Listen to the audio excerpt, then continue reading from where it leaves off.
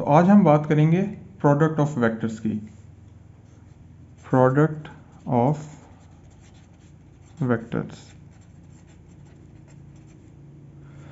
हम अपनी पिछली वीडियोस में डिफाइन कर चुके हैं कि हम वेक्टर्स किसको कहते हैं और वेक्टर्स और स्केलर में डिफरेंस क्या है। अब हमारे पास अगर प्रॉब्लम है कि दो वेक्टर्स हैं और हमने उनको आपस में उनका प्रोडक्ट फाइंड करना है, तो उसका क्या तरीका होगा और कितने टाइप्स के वेक्टर प्रोडक्ट्स जो हैं वो एग्जिस्ट करते हैं। सबसे पहले तो मैं आपको बता दूं कि वेक्टर प्रोडक्ट्स जो होते हैं वो हमारे पास होते हैं दो टाइप्स के। एक हमारे पास होता है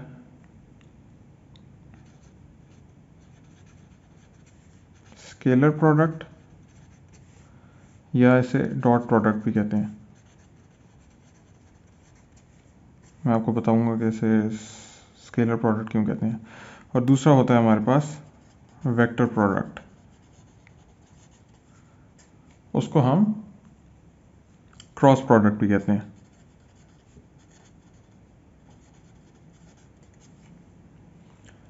अब इन दोनों में डिफरेंस क्या है, सबसे पहले हम डिस्कस कर लेते हैं स्केलर प्रोडक्ट को या डॉट प्रोडक्ट को। तो डॉट प्रोडक्ट ऑफ वेक्टर जो होता है वो हमारे पास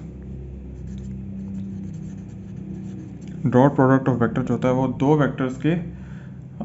वेक्टर्स का एक दूसरे के ऊपर इन्फ्लुएंस बता रहा होता है। यानी कि हम कह सकते हैं कि दो वेक्टर्स हैं हमारे पास ए एंड बी, तो अगर हम इन दोनों का डॉट प्रोडक्ट फाइंड करें तो वो हमें बताएगा कि ए वेक्टर का बी वेक्टर की डायरेक्शन में क्या इन्फ्लुएंस है।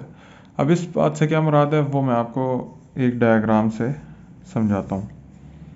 जिस तरह हम कहते हैं कि हमारे पास है एक वेक्टर ए और दूसरा वेक्टर है हमारे पास बी, ये इनकी डायरेक्शंस हैं।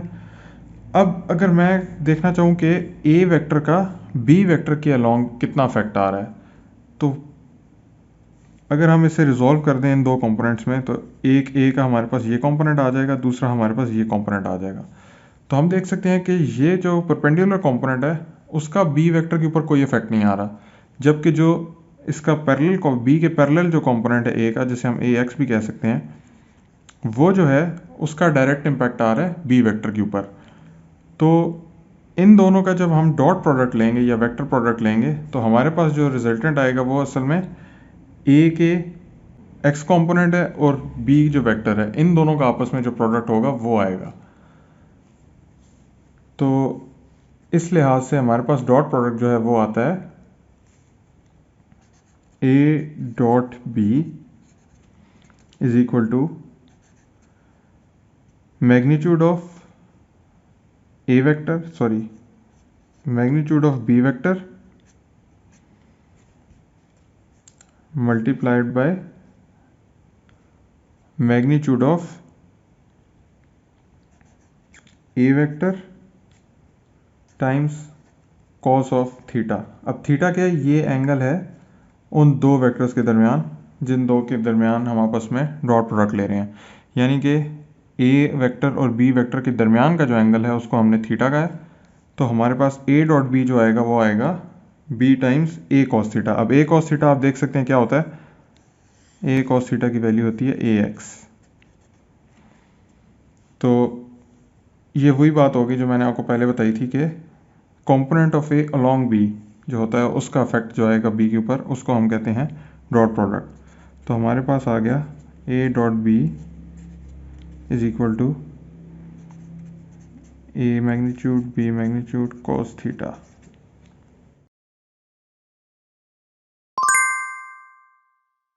अब एक तो हमारे पास ये मेथड आ गया कि हमें अगर वेक्टर का एंगल पता है और उन दोनों वेक्टर्स के मैग्नीट्यूड्स पता है तो हम उसके ज़रिए डॉट प्रोडक्ट फाइंड कर सकते हैं किसी भी दो वेक्टर का। लेकिन अगर हमें वेक्टर के मैग्नीट्यूड नहीं पता बल्कि उनके कंपोनेंट्स पता है और उनके दरमियान का एंगल नहीं पता और हमें कंपोनेंट्स पता है, फॉर एग्जांपल ए वेक्टर है हमारे पास 4i cap plus 3j cap और बी वेक्टर है हमारे पास 3i cap minus 2j cap. तो इन दोनों का हम डॉट प्रोडक्ट किस तरह फाइंड करेंगे। तो डॉट प्रोडक्ट जब हमारे पास vector in the form of coordinates given हो तो हम डॉट प्रोडक्ट जो है इस तरह निकालते हैं कि जो उसके कॉरस्पॉन्डिंग कंपोनेंट्स हैं, जैसे हमारे पास है आई कंपोनेंट्स एंड जे कंपोनेंट्स, तो आई कंपोनेंट्स जो वो हम आपस में उनका प्रोडक्ट ले लेंगे 4 मल्टीप्लाइड बाय 3, यानी जो आईज हैं उनका आपस में प्रोडक्ट ले लेंगे, उसको ऐड कर देंगे, जो जेज हैं उनका आपस में प्रोडक्ट ले लेंगे, और अगर हमारे पास के कंपोनेंट भी होता तो ऐड करके उन दोनों का भी आपस में प्रोडक्ट लेकर ऐड कर लेते। तो ये हमारे पास आंसर आ जाएगा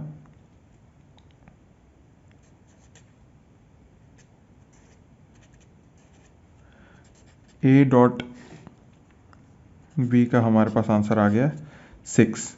अब इस 6 की कोई डायरेक्शन नहीं है क्योंकि डॉट प्रोडक्ट मैंने आपको पहले बताया था स्केलर प्रोडक्ट होता है। तो नेक्स्ट वीडियो के अंदर हम डिस्कस करते हैं कि वेक्टर प्रोडक्ट क्या होता है।